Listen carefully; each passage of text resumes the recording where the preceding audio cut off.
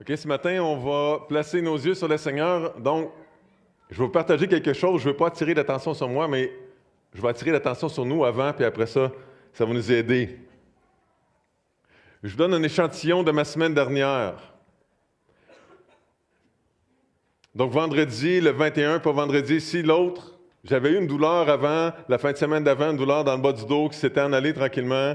Elle revient pire que jamais. Donc, vendredi, il y a une semaine et demie, pire douleur dans le dos que j'ai jamais eu de ma vie. Et ça allait mieux mardi cette semaine, jusqu'à temps que je me penche pour ramasser un gallon mesuré. Et là, j'ai eu la pire douleur dans le dos de ma vie. Donc ça, c'était le 21. Le vendredi, le samedi, mon chauffe-eau fait de l'eau dans le sous-sol, manque des signes de faiblesse après seulement 5 ans. Dimanche, mon frigo, qui avait seulement 5 ans, lâche. Ma fille passe la journée à l'hôpital avec son mari qui avait une douleur à l'abdomen. Le lendemain matin, on reçoit un texto. Melvin va être opéré à 4 heures. Et moi, j'ai des contractions aux 4 minutes.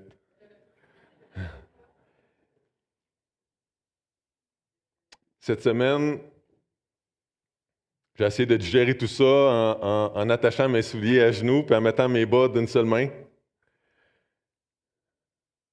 Puis, sérieusement, si on faisait le tour de la salle, probablement que ce ne serait pas moi le pire. Hein, il est arrivé toutes sortes de choses cette semaine, dans les dernières semaines, dans les derniers mois. Ça brasse, là, dans nos vies, c'est vrai? La vie entre le jardin d'Éden puis le ciel, c'est dur, ça brasse, il y a toujours de quoi qui arrive. Puis s'il n'y a pas rien qui brasse dans votre vie, bon courage, ça s'en vient, préparez-vous pour quand ça va brasser. Ça, c'est la réalité, là. On est dans une guerre spirituelle. Qu'est-ce qu'on fait pour continuer à avoir la paix? Comment ça marche? Parce que j'écoute la radio de Radio-Canada quand je suis en auto, j'ai appris cette semaine un nouveau mot, inventé. Okay? C'est comme ça, c'est comme ça. Donc, c'est un mot pour décrire le sentiment, l'émotion de sécurité qu'on a quand on est à l'intérieur puis qu'il fait tempête ou orage à l'extérieur. Et le mot inventé, c'est chrysalisme. C'est beau, hein? Ça vient de chrysalide, l'état de cocon entre la chenille et le papillon. La sécurité du cocon, donc je me sens en sécurité. Quand j'ai entendu ça cette semaine à la radio, j'ai dit « Ah, c'est ça! » C'est ça. C'est ça qu'on retrouve dans la présence de Dieu. Même si ça brasse à l'extérieur, on est capable de trouver cette paix-là, cette sécurité-là dans la présence de Dieu. Parce que ça brasse pas mal souvent à l'extérieur, puis même des fois, ça brasse à l'intérieur, là. Vous savez de quoi je parle. Alors, donc, je répète que je veux vous proposer ce matin que c'est possible d'avoir la paix à l'intérieur, même si ça brasse à l'extérieur. Et je veux vous proposer ce matin que cette paix-là, on peut la trouver dans la présence de Dieu quand on se concentre, quand on fait le focus sur lui, parce que quand on est distrait, quand on regarde nos problèmes, quand on se laisse brasser puis qu'on regarde tout ce qui brasse autour, bien, peut-être qu'on n'a pas cette paix-là à l'intérieur. Hein? Donc aujourd'hui, on va parler d'adoration, de louange. Je trouvais qu'on avait besoin de le faire suite à la semaine dernière, Notre Père qui es aux cieux, que ton nom soit sanctifié. Il me semblait qu'on avait besoin d'aller un petit peu plus loin. Puis, je suis encouragé parce que depuis qu'on est dans notre série sur le combat spirituel, les armes de base, à chaque semaine, sans exception, il y a quelques personnes qui me disent, il y a de quoi qui vient de débloquer dans ma vie. Alors, merci Seigneur pour ça. Hein? C'est lui qui fait ça. Donc, on va parler de l'adoration aujourd'hui. Puis, quand on parle de louange ou d'adoration, souvent, on pense à la musique. Bien, c'est pas complètement dans le chant. C'est H-A-M-P, là. Mais c'est pas juste ça. Si votre adoration se réduit, votre louange se réduit à un temps de louange chantée, il y a beaucoup plus que ça. Donc, on va réfléchir à ça ce matin. Donc, j'espère que ça va aider vos moments à chanter. Mais il y a plus que ça. Donc, ce matin, j'aimerais ça qu'on regarde quelques mots-clés qui nous parlent de la louange, de l'adoration. Donc, 4 mots-clés pour comprendre, pour nous aider à pratiquer ça. Mais avant ça, on va demander au Seigneur de nous aider. Ça va? On va se courber. Seigneur, j'ai une seule requête ce matin pour toi. Et je sais que tu es tout puissant et que tu pourrais exaucer 1000 requêtes ce matin. Une seule requête, c'est que tu nous aides, Seigneur, à focaliser sur toi, à t'adorer, à te goûter, à goûter à quelque chose de bon qui fait toute la différence dans notre vie quand on goûte à une relation avec toi. Seigneur, que ça devienne plus intense, que ça devienne meilleur, qu'on te connaisse mieux, qu'on t'aime plus. Seigneur, utilise le temps qu'on prend ensemble ce matin pour faire ça. S'il te plaît, je t'en supplie, au nom du Seigneur Jésus, ton Fils. Amen. Donc, pour commencer, je vous invite à tourner avec moi dans l'Évangile de Jean au chapitre 4.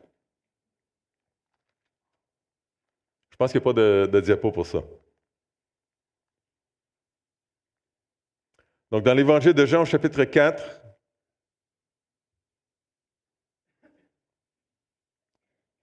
on va se réchauffer tranquillement avec ce texte-là qui est incontournable quand on parle d'adoration.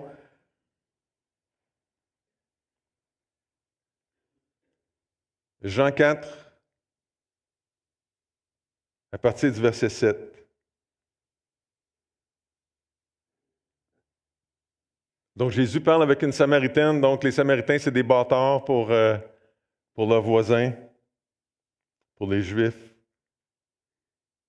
Et elle se retrouve au verset 6 au puits, aller chercher de l'eau à la 6e heure, à midi, quand c'est le plus chaud, quand personne ne veut sortir. Donc, cette madame-là, c'est un rejet de la société, de sa société. Donc, au verset 7, une femme de Samarie vint puiser de l'eau.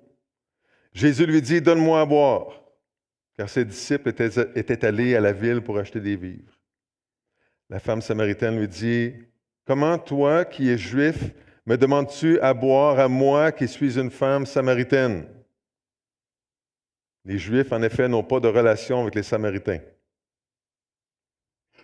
Jésus lui répondit, « Si tu connaissais le don de Dieu, et qui est celui qui te dit, « Donne-moi à boire », tu lui aurais toi-même demandé à boire, et il t'aurait donné de l'eau vive. » « Seigneur, lui dit la femme, tu n'as rien pour puiser, et le puits est profond.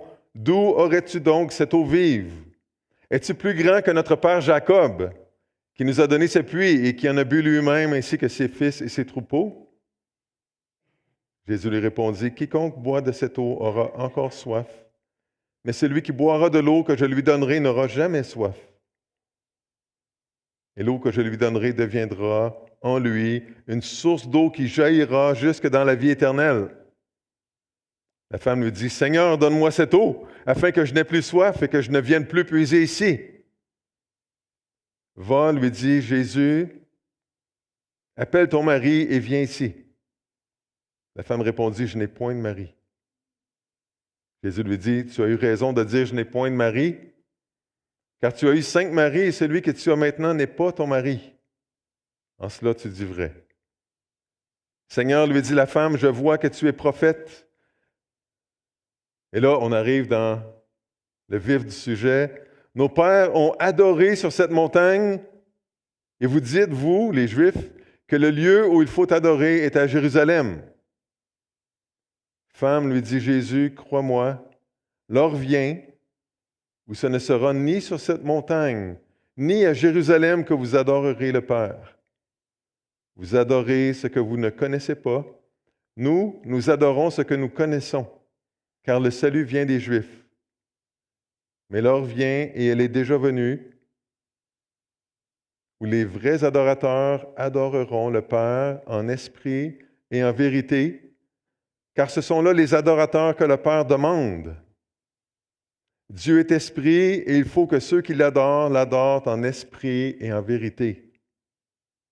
La femme lui dit, « Je sais que le Messie doit venir, celui qu'on appelle Christ. Quand il sera venu, il nous annoncera toutes choses. Jésus lui dit, « Je le suis, moi qui te parle. » Et il y aurait tellement de choses à dire sur ce beau texte-là. Là. Mais Jésus dit, il y a un moment qui va venir. Il est déjà là, on commence, où les adorateurs vont adorer en esprit et en vérité. Réalisez-vous que nous autres, on est là, là? Hein? Wow, gloire à Dieu, hein? En esprit et en vérité, Jésus répète ça 2 fois. Adorer en esprit, adorer spirituellement. Pourquoi? Parce que Dieu est esprit, Dieu est spirituel. Il y a quelque chose de spirituel. Adorer spirituellement, c'est pas juste avec les émotions, c'est pas juste avec les bonnes notes de musique, c'est pas juste avec les bons gestes. Il y a quelque chose d'invisible, de spirituel qui se passe là.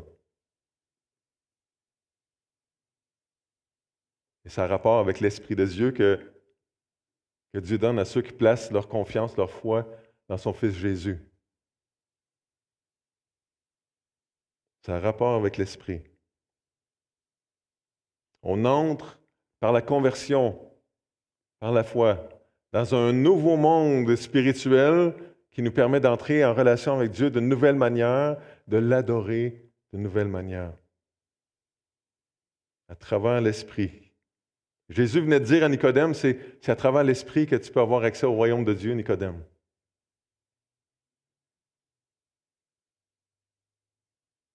Adorer en vérité.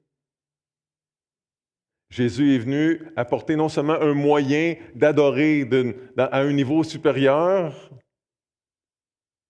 par l'Esprit Saint, mais Jésus est venu comme étant la vérité. Il se présente comme ça. Je suis le chemin, la vérité et la vie. Il est venu présenter le Père comme il était vraiment. Les gens avaient lu des choses, vécu des expériences. Là, ils ont pu vivre avec 24 heures sur 24. Jésus, Dieu fait homme en chair et en os. Adorer en esprit et en vérité. Sincèrement, pour être honnête, là, chaque être humain adore quelqu'un ou quelque chose. Ce n'est pas toujours très spirituel, puis ce n'est pas toujours dans la vérité, n'est-ce pas? Et c'est pour ça qu'à travers les psaumes, entre autres, ou les prophètes, on voit Dieu qui reprend les gens qui disent « Vous adorez de faux dieux ». Ça ne marche pas, des idoles. On n'est pas à l'abri de ça en 2022. On n'est même pas à l'abri de ça en tant que chrétien. Adorer des idoles. Notre cœur est fait pour adorer.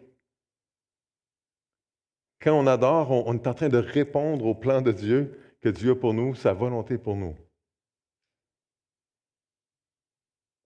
Donc, j'aimerais ça qu'on regarde, avec cette introduction-là, 4 mots dans le Nouveau Testament qui nous parlent de cette adoration-là. Le premier mot, c'est tomber.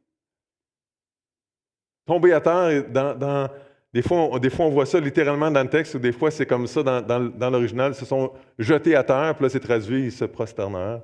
C'est plus doux un petit peu. Donc, l'expression « tomber sur sa face » ou des choses comme ça parle de se prosterner visage contre terre, en signe d'humilité, de soumission, de crainte, parfois avec dévotion, selon un auteur. Des fois, c'est juste simplement le verbe « tomber », ils sont tombés, qui est traduit par se prosterner, encore une fois, en signe de dévotion, d'humilité, devant une personne de haut rang, spécialement quand on a une demande. Intéressant. Et souvent, tomber est accompagné d'autres choses. Ils sont se prosterneurs et adoreurs, des choses comme ça. On va voir ça tantôt.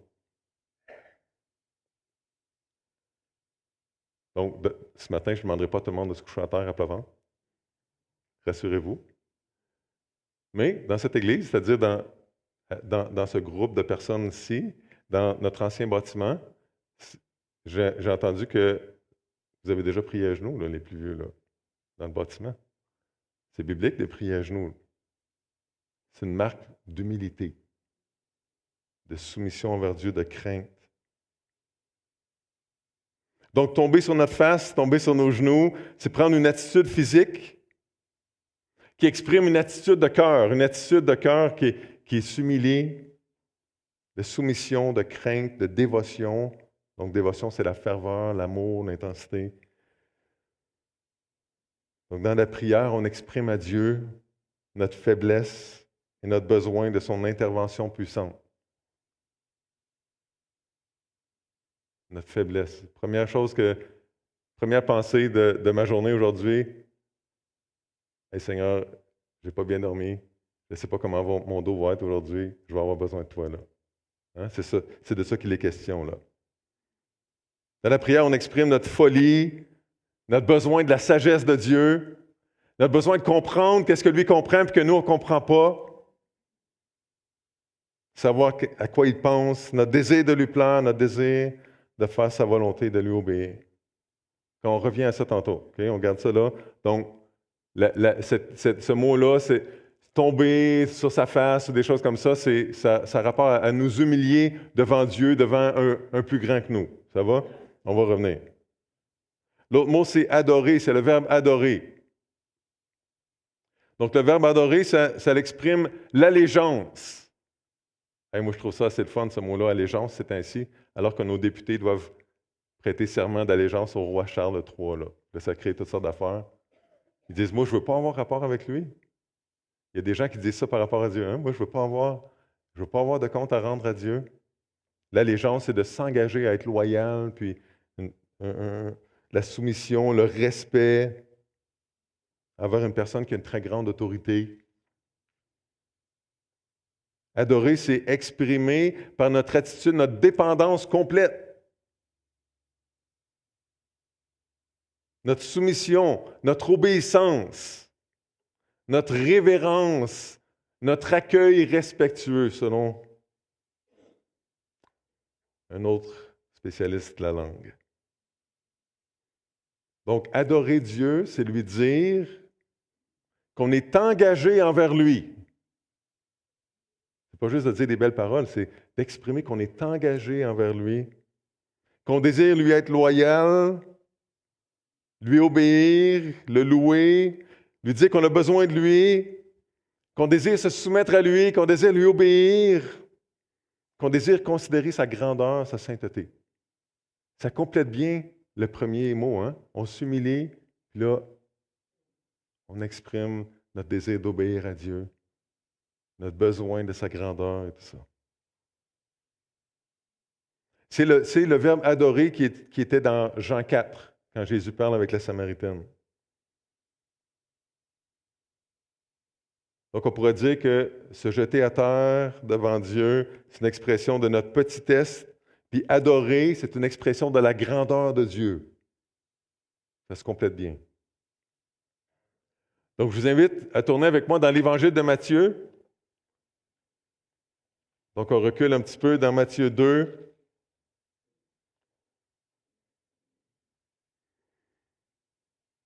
Donc, ces mots-là sont utilisés des fois par rapport à Dieu, des fois par rapport à des personnes.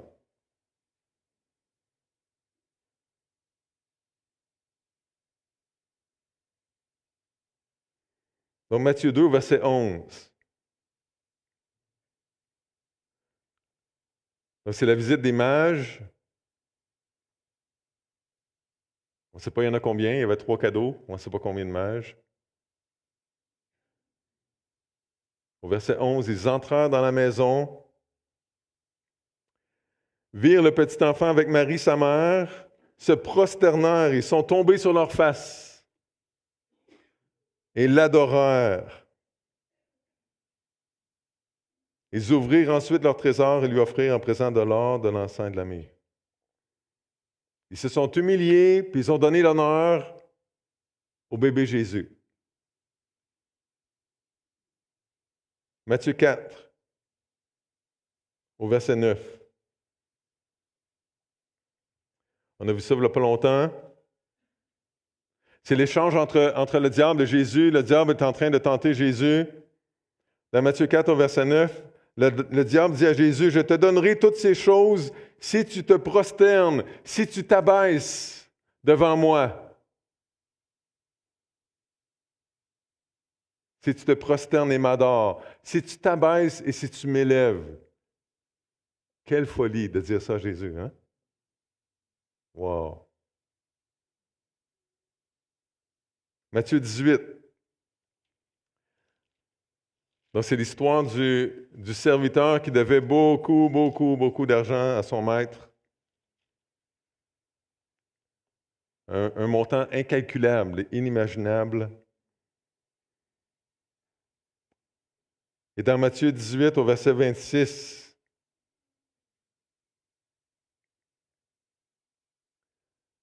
le serviteur se jetant à terre, c'est le même mot, se prosterna devant lui. Là c'est le mot adorer, il l'adora. Il a élevé son maître. Et il a dit, Seigneur, aie patience envers moi, je te paierai tout. Et au verset 29, son compagnon, alors lui, le maître lui remet sa dette, et là, son compagnon qui lui doit un petit montant. Au verset 29, son compagnon, se jetant à terre, lui aussi, le suppliait, disant, aie patience envers moi, et je te paierai. Un dernier texte peut-être que vous pouvez regarder à l'écran, la projection, dans l'Apocalypse 19, versets 9 et 10. L'ange me dit, écris, heureux ceux qui sont appelés au festin des noces de l'agneau. Puis il me dit, ces paroles sont les véritables paroles de Dieu. Je tombais à ses pieds pour l'adorer.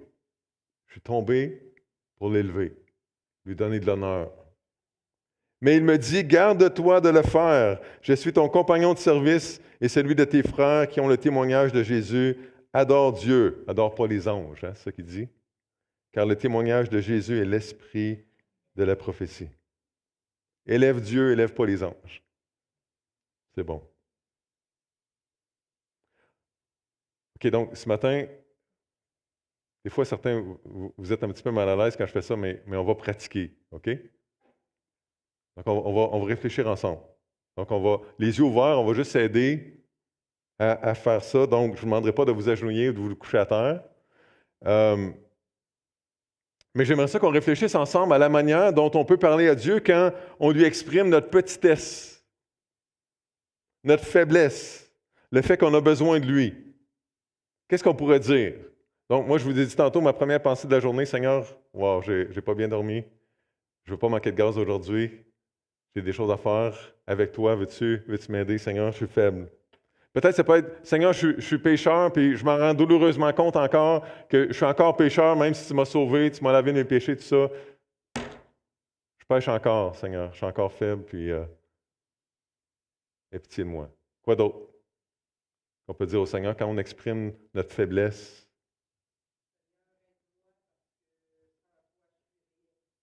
OK, donc ma valeur, hein? Ma valeur est en toi, puis je suis pas forte, j'ai besoin d'aide. Hein? Donc, je me couche à terre.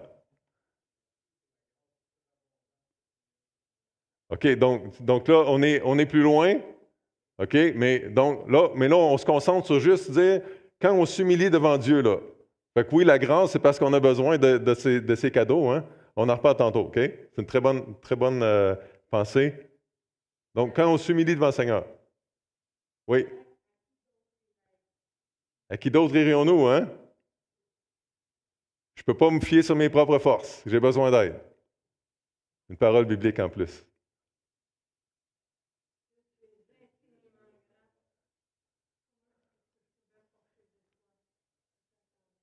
Je suis trop petite, trop faible, je suis pas capable. J'ai besoin que tu viennes, hein? Jacques? OK. Seigneur, j'ai besoin que tu me protèges de moi-même parce que je ne suis pas toujours sage, hein? Oui. OK, fait que vous voyez quelqu'un d'autre? OK, bien, fait que des fois, c'est vraiment concret, hein? C'est comme, Seigneur, physiquement, je suis à terre, puis j'ai besoin que, hein, je peux pas fonctionner. Mon corps, il veut pas, là. Des fois, c'est, je comprends pas, Seigneur, je comprends pas. J'ai besoin de ta sagesse. Seigneur, je sais pas quoi faire.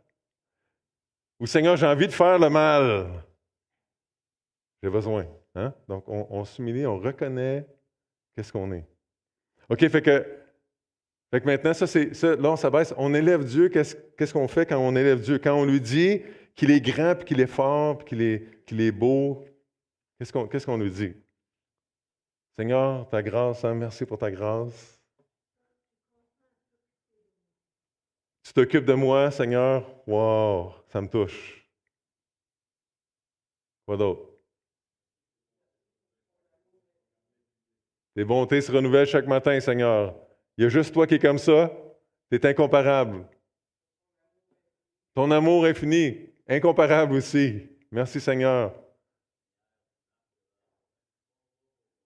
Tu es présent, tu combats, on l'a chanté tantôt, hein? Oui. Quelqu'un d'autre?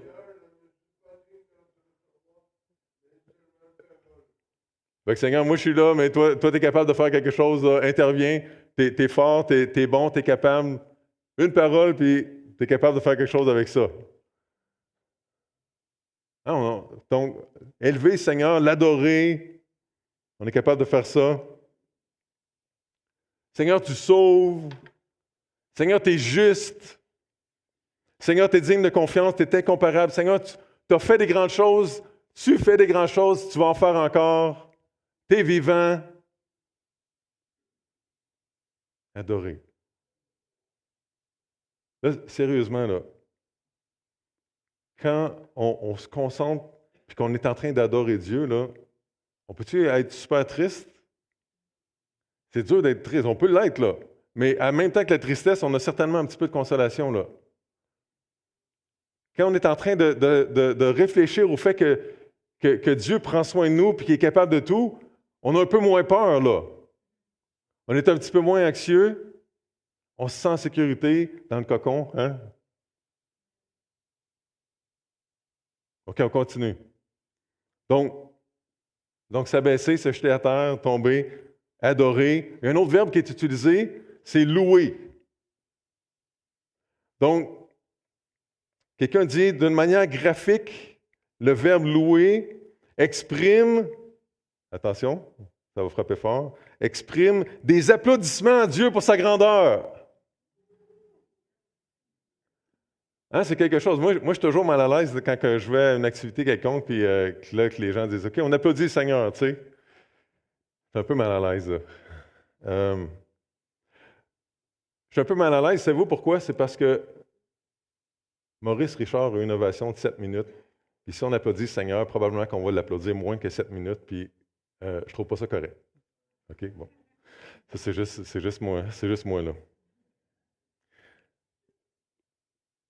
Le premier sens de louer, c'est d'exprimer l'approbation.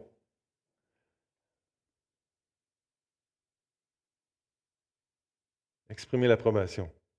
Là, on est dans la catégorie, là, fan de hockey qui regarde un match intense, là. Là, quand il y a un but, là, wouhou! Là, ça se tape dans les mains, puis tout ça. Le Seigneur fait quelque chose, là, on se réjouit de ça, puis on est excité de ça. Fait que moi, après la petite vidéo, c'est vrai, moi, j'aurais levé ma main à toutes les 18, là, tantôt. Mais moi, j'aurais applaudi après, tu sais, c'est comme, ah! Hein? On est comme prêt, là. Amenez-en des projets. N'importe qui, n'importe quoi, hein? Donc, louez le Seigneur. Donc là, je vous invite à tourner dans l'Évangile de Luc. Au chapitre 2 encore, on va commencer avec Noël, hein? Tout commence à Noël.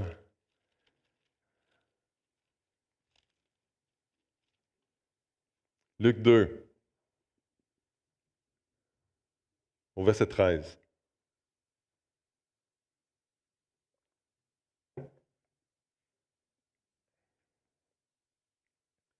Luc 2, au verset 13 et 14. Donc après le message de l'ange, et soudain il se joignit à l'ange une multitude de l'armée céleste, louant Dieu et disant, gloire à Dieu dans les lieux très hauts et paix sur la terre parmi les hommes qui l'agréent. Les anges, une multitude d'anges qui se réjouissaient. Je ne sais pas s'ils tapaient des mains, là, sérieusement, mais ils louaient Dieu, là. Ils se réjouissaient de qu'est-ce qui était en train de se passer. Les anges. Chapitre 19 dans Luc.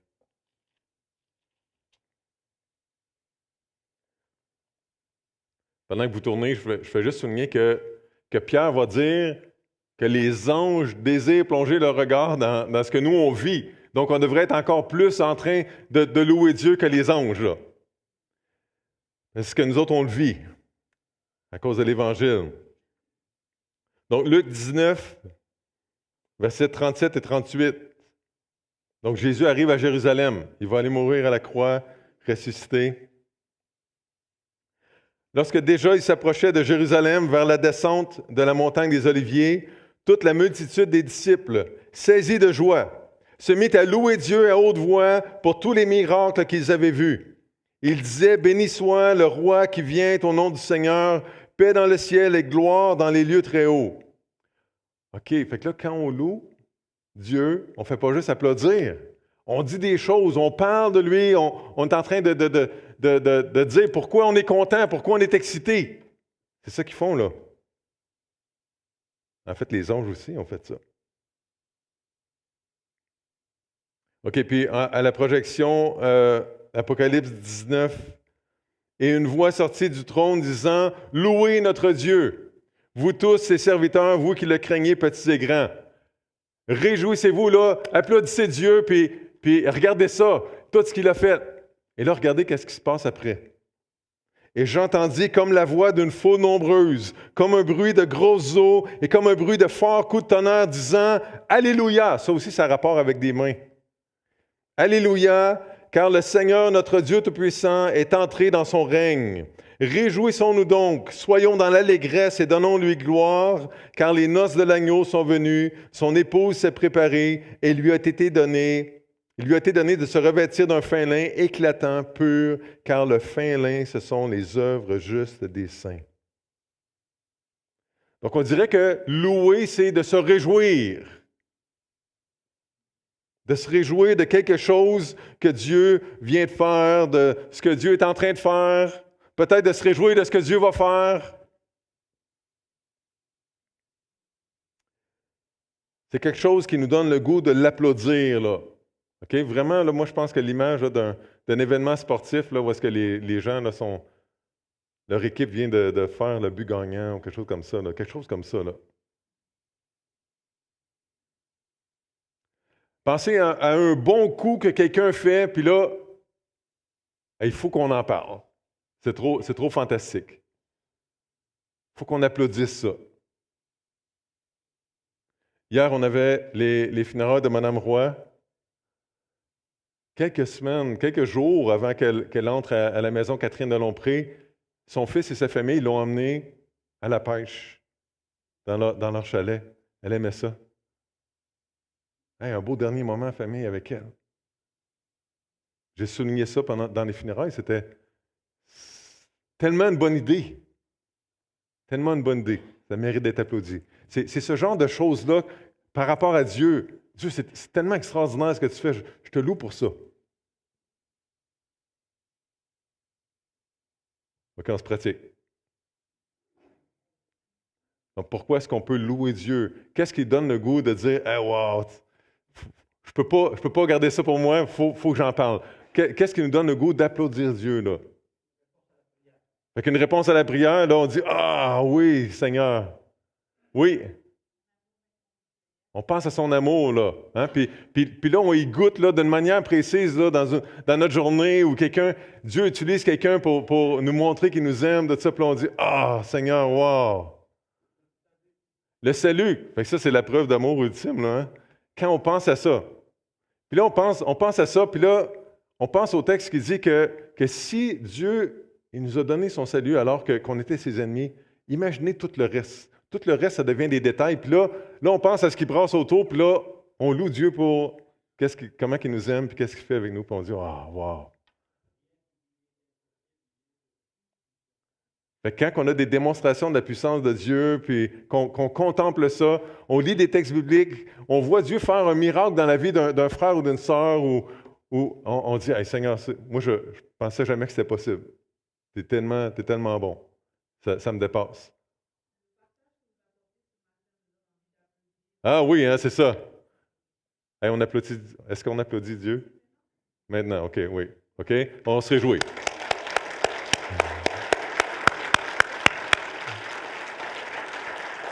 Là,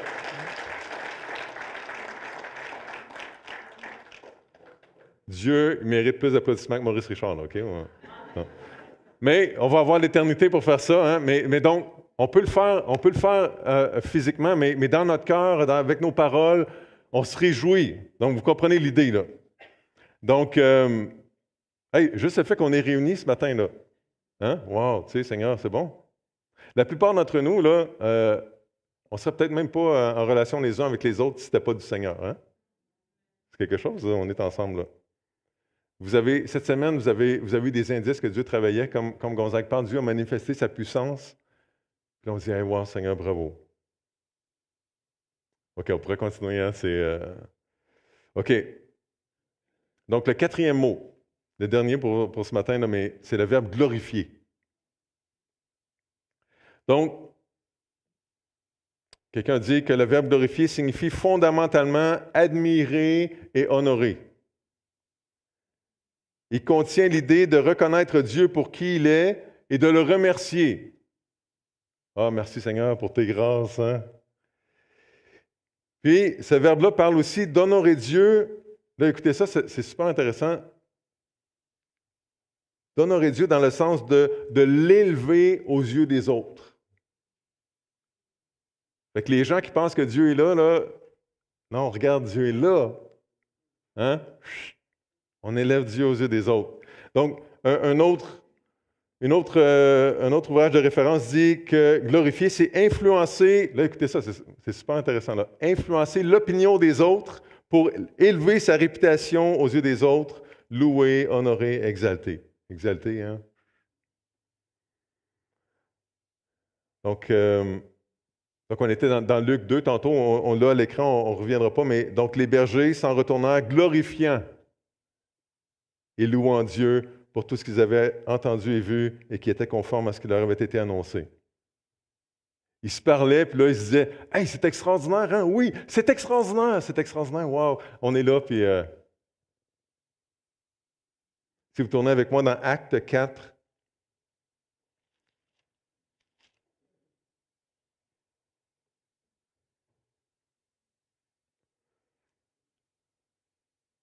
au verset 21 et 22, donc c'est après que Pierre est guéri par la grâce de Dieu, cet homme-là qui était boiteux, là, depuis le début de sa vie.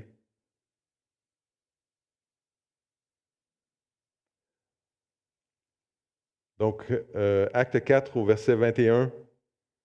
Donc, les chefs religieux leur firent de nouvelles menaces et les relâchèrent, ne sachant comment les punir à cause du peuple, parce que tous glorifiaient Dieu de ce qui était arrivé. Car l'homme qui avait été l'objet de cette guérison miraculeuse était âgé de plus de 40 ans. Tout le monde était en train de parler de ça et de dire « Ah, wow! » T'as entendu dire ça? Hey! Joe Blow, là, il marche, il est normal. Il saute de joie. Donc, les gens s'en parlaient. Il n'y a personne qui pouvait garder ça pour soi. Il faut que j'en parle. On ne peut pas faire comme si de rien n'était. C'est trop extraordinaire. On donne la gloire à Dieu. Wow, Dieu est bon. Il a permis ça. Donc, juste à la projection, sans tourner, dans 2 Corinthiens 9, 13, en considération de ce secours dont ils font l'expérience. Donc Paul est en train d'encourager les gens à donner, à partager ce qu'ils ont aux autres. Puis là, il dit, il se passe de quoi quand on partage comme ça, puis qu'on prend soin des autres. Donc, 2 Corinthiens 9 au verset 13, Paul écrit, en considération de ce secours dont ils font l'expérience, les gens qui reçoivent de l'aide, qu'est-ce qui se passe? Ils glorifient Dieu. Ils ne peuvent pas garder ça pour eux autres. Ils glorifient Dieu de votre obéissance dans la profession de l'Évangile de Christ et de la libéralité, de la générosité de vos dons envers eux et envers tous. Les gens qui reçoivent de l'aide, ils disent « Ah, wow, Dieu est bon. Je me sens aimé. » Puis là, je vois des gens qui professent croire en Dieu, puis ça paraît dans leurs gestes. « Wow, il faut que j'en parle. Il faut que j'en parle à quelqu'un. » 1 Pierre 4, 11. Si quelqu'un parle, que ce soit comme annonçant les oracles de Dieu, les messages de Dieu, si quelqu'un remplit un ministère, qu'il le remplisse selon la force que Dieu communique. Donc, dans nos dons, que ce soit un don de service ou un don de parole, On le fait afin qu'en toute chose, Dieu soit glorifié par Jésus-Christ, à travers le corps de Jésus-Christ. Jésus-Christ à qui appartiennent la gloire et la puissance au siècle des siècles. Amen. Glorifier Dieu, si on veut simplifier ça, c'est mettre le spot sur Dieu, attirer l'attention des gens sur Dieu. On admire Dieu, on a le goût de dire aux autres combien il est extraordinaire, puis on le remercie. Ça ressemble un peu à Louis, là, mais il y a une petite saveur spéciale. Au lieu d'applaudir, on parle. On partage qu'est-ce que Dieu a fait. On met l'emphase sur Dieu. Lundi, on avait une réunion, une rencontre de l'équipe pastorale. Puis, on avait un invité avec nous. Là, Sylvain avait amené, je vous en ai pas parlé avant, mais j'aurais dit, Sylvain a amené un contenant avec des galettes à la mélasse que Joanne avait faites. Et là, Sylvain a glorifié Joanne. Il a dit que ces galettes, c'était les meilleures. Puis Renald, il était déjà, il allait dans le même sens, oui. Renald était convaincu aussi. Fait qu'il a glorifié Joanne aux yeux de notre invité, puis il a dit, goûte à ça, c'est les meilleures galettes à la mélasse que tu ne peux pas goûter. Hein? On ne peut pas garder ça pour nous autres mêmes. Là. Une conviction comme ça, là, c'est comme... Renald est capable de les garder pour lui-même, c'est ça. Mais on en parle, hein? On dit, ah, wow! Merci, Joanne, pour les galettes. C'était très bonne, en effet. Donc, vous voyez ce que je viens de faire, là? Je viens de dire merci. Ça aussi, c'est glorifié, là. OK, on fait ça avec Dieu, OK? On se pratique. On remercie Dieu. Non. On commence juste en admirant Dieu.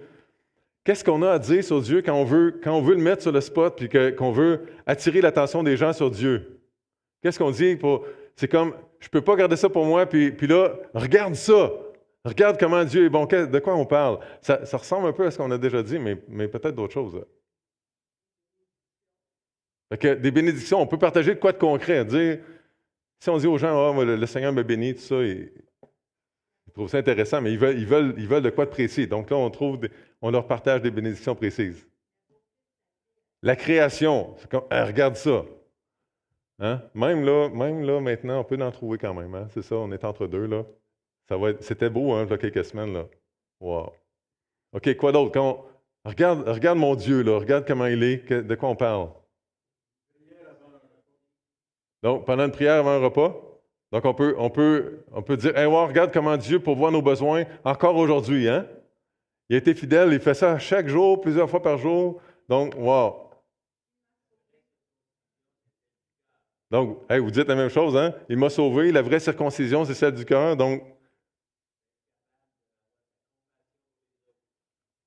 OK, donc la transformation qu'il fait à l'intérieur de nous, comment Dieu il nous transforme, il fait qu'on lui ressemble dans notre compassion, puis tout ça.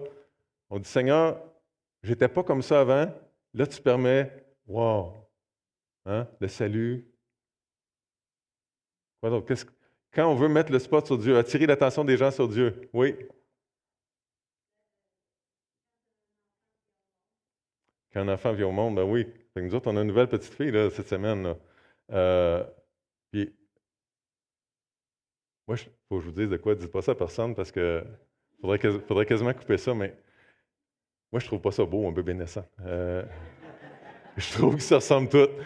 Les parents me montrent des photos de ça, oui, c'est bon, c'est beau, oui.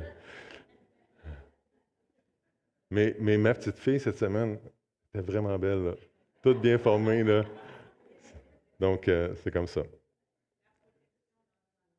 La protection, donc il peut arriver quelque chose, puis on dit hey, j'aurais dû mourir, là. Puis là, Seigneur, faut que j'en parle aux autres. Je ne peux pas garder ça pour moi, là. Je me rappelle des cascades qu'on a faites là, avec Sylvain puis Yvan. Là, on a fait du top sur l'autoroute. Là, c'est comme complètement fou, là. L'auto, perte totale, puis les gars, aucune égratignure. Monsieur Bougie?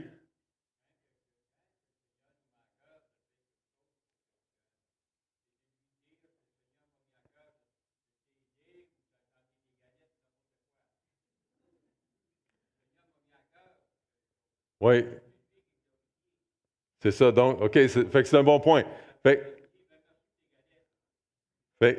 OK, c'est un bon point. Oui, c'est ça. Donc, si on ne dit pas que ça vient de Dieu, notre bonne pensée ou peu importe, ben, les gens vont penser qu'on est une bonne personne, puis ils vont glorifier la personne. Puis là, nous autres, on dit, c'est le Seigneur qui a permis ça, c'est le Seigneur qui m'a donné l'idée ou tout ça. Là.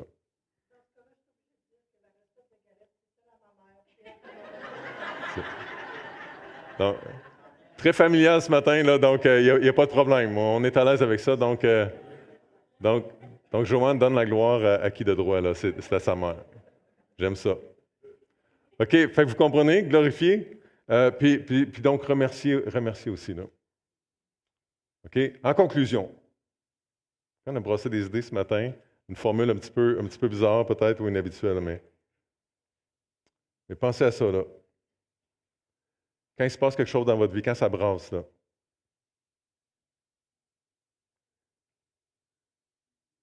si quand ça brasse dans ma vie, je m'humilie devant Dieu, là, je tombe sur ma face. Là.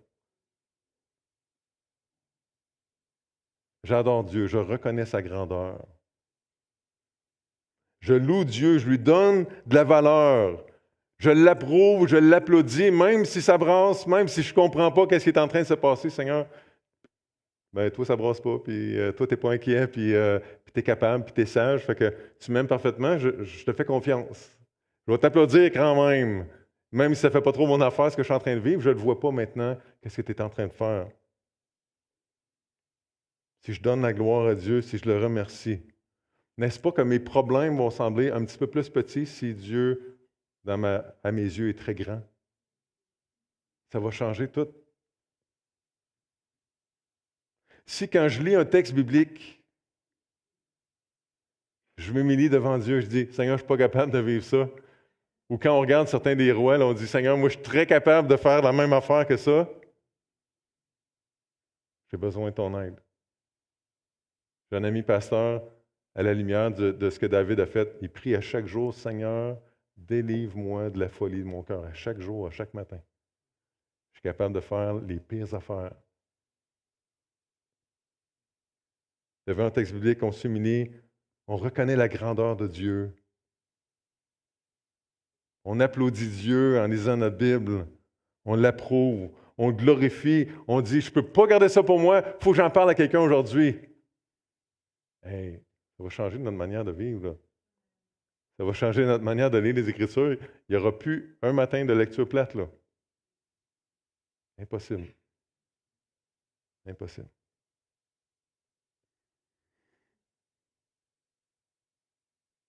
Qu'est-ce que ça change, tout ça? Ben, on a été créés pour adorer Dieu. Si on est en train de marcher dans la volonté de Dieu, ben, c'est bon pour nous et c'est bon pour lui, n'est-ce pas? Quand on est conscient de notre fragilité et qu'on est conscient que Dieu est grand et fort, ben là, nos problèmes reprennent leur perspective, peut-être.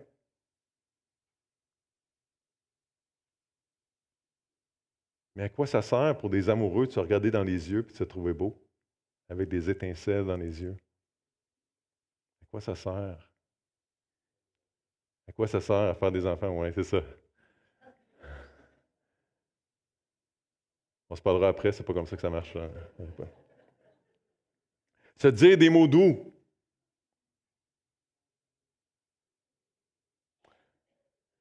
Se sentir privilégié d'être ensemble. À quoi ça sert? Ça sert à pas grand-chose, mais ça change tout, n'est-ce pas? C'est de la colle, ça permet de sentir qu'on est dans une relation importante. Ça resserre les liens. On se sent aimé, on se sent en sécurité. C'est nous autres contre le monde entier, il n'y a pas de problème. Ça favorise l'intimité. Ça amène un certain confort,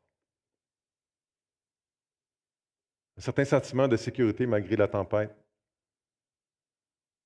Ça amène le chrysalide, pas le chrysalide, le chrysalisme. Hein? Un mot inventé. On peut vivre ça avec le Seigneur, frère et sœurs. On peut vivre ça. En esprit et en vérité. Donc, si tu ne connais pas le Seigneur, c'est difficile pour toi de faire ça, mais Mais tu peux dire, t'abaisser et dire, Seigneur, moi, je suis pécheur, j'ai besoin d'un sauveur. Mon péché me sépare de toi, le Dieu saint. Et je veux vivre ça. Ce que j'ai entendu un matin, je veux le vivre. Je ne sais pas comment ça marche, mais je veux vivre ça, puis je veux être en relation avec toi. Seigneur, veux-tu, à cause du sacrifice de Jésus, qui est mort pour mes péchés, veux-tu venir enlever ces péchés-là, me donner cette vie-là avec toi? Hein? C'est pas compliqué, là. Jésus, il a accueilli tous ceux qui sont venus à lui. On prie?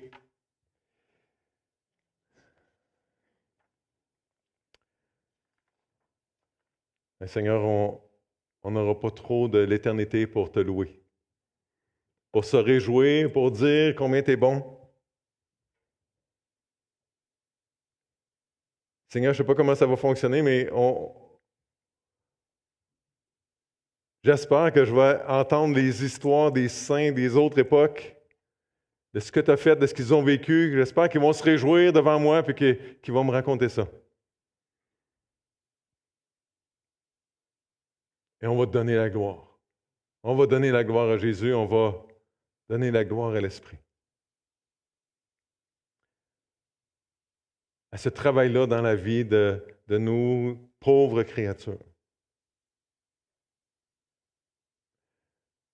Mais Seigneur, ma prière ce matin, c'est on sait qu'on va vivre ça parfaitement plus tard, mais veux-tu nous aider maintenant, dans notre rapport intime avec toi? Veux-tu nous aider à vivre ça, cette adoration-là, cette louange-là? Veux-tu nous aider à te glorifier, à nous humilier devant toi? Seigneur, qu'on puisse vivre à cause de ça des vies passionnées. Qu'on lâche le break, Seigneur, parce que tu es là. Et qu'on soit audacieux dans notre foi, sans peur de ce qui brasse autour de nous, sans anxiété, sans réserve. Parce que tu le mérites, Seigneur, et parce que nous, on peut, à cause de ton esprit qui habite en nous. Et on te prie au nom du Seigneur Jésus. Amen.